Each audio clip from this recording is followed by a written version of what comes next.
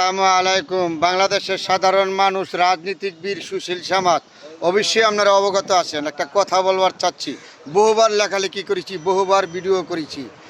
যারা জুলাই যুদ্ধের মধ্যে গিয়েছিল, ছাত্র জনতা তারা কোটা সংস্কার আন্দোলনের জন্য যুদ্ধ করেছিল, চাকরির জন্য যুদ্ধ করেছিল। লাস্টে তারা রাজনীতিতে সংযুক্ত হয়ে লুটপাট করেছে এই দেশ লুটপাট করেছে। এই দেশ লুটপাট করে তারা অর্থর লোভে পড়িয়া লাস্টে তারা রাজনৈতিক দল গঠন করেছে এনসিটি দল গঠন করে তারা আওয়ামী লীগকে স্বৈরাচার বলেছে, আওয়ামী লীগকে দোষরূপ বলেছে, আওয়ামী লীগকে এমন কিছু বাদ নাই, এমনকি বিএমপিকে লাস্টে ভারতের দালাল বলেছে, আওয়ামী লীগের দালাল বলেছে বিএমপিকে।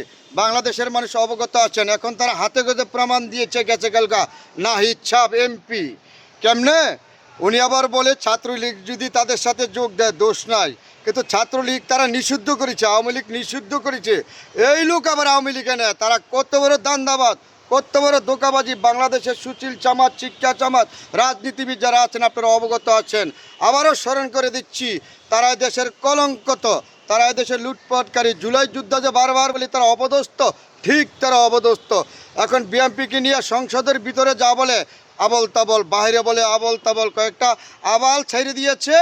ঢাকা শহরের ভিতরে মিটিং মিছিল করে যা মুগ্ধা নাসিরুদ্দিন পাটোয়ারি যেমন একজন প্রধান আছে, যা বলে তাই বলে তারা জামায়াতের এজেন্টে বাস্তব করার জন্য, এদেশের জনগণকে কলঙ্কিত করার জন্য আবারও তারা মাঠে ঘাটে নামিয়ে দিয়েছে।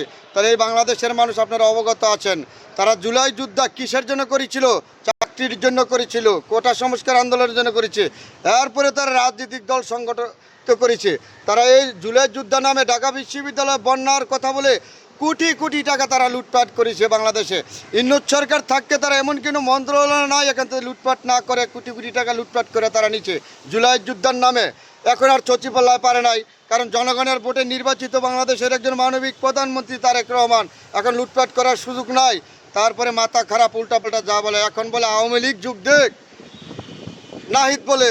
আল্লাহ বুঝেন তারা কত রাজনৈতিক দল, দেশের স্বার্থ রাজনীতি করতে হয়েছে না তাদের নিজেদের স্বার্থ। তারা এখনও ঢাকা বিশ্ববিদ্যালয় চার দোকানে রুটির টাকা পানির টাকা পাবে, আর 45 লক্ষ টাকার গাড়ি নিয়ে ঘুরে সংসদে এমপি গেছে। টাকা কোথায় থেকে আসছে? এই দেশের জনগণ জানবার চায়, বুঝবার চায়। আমি একজন সাধারণ নাগরিক হিসাবে, আমি একজন মানুষ হিসাবে আপনাদের সবার কাছে অনুরোধ, এই তথ্য যেন বাংলাদেশ সরকার যারা প্রশাসন আছেন তারা যেন সংগ্রহ করে। গোয়েন্দা সংস্কারের প্রতি অনুরোধ, তাদের তদন্ত করার জন্য দেশের জনগণ জানতে চায়। আমি এদেশের নাগরিক, আমি এদেশের মানুষ, আমি এদেশের ভোটার। আমি লাল সবুজের পতাকা বিশ্বাস করি, জনগণকে বিশ্বাস করি। আর জন্য আমার কথা বলার অধিকার। কেউ যদি কোনো প্রটেস্ট করেন আমার সাথে সরাসরি মেসেঞ্জারে করতে পারেন। আমি যদি ভুল বলে থাকি আপনাদের সবাই আমাকে ভুল ধরে দিবেন।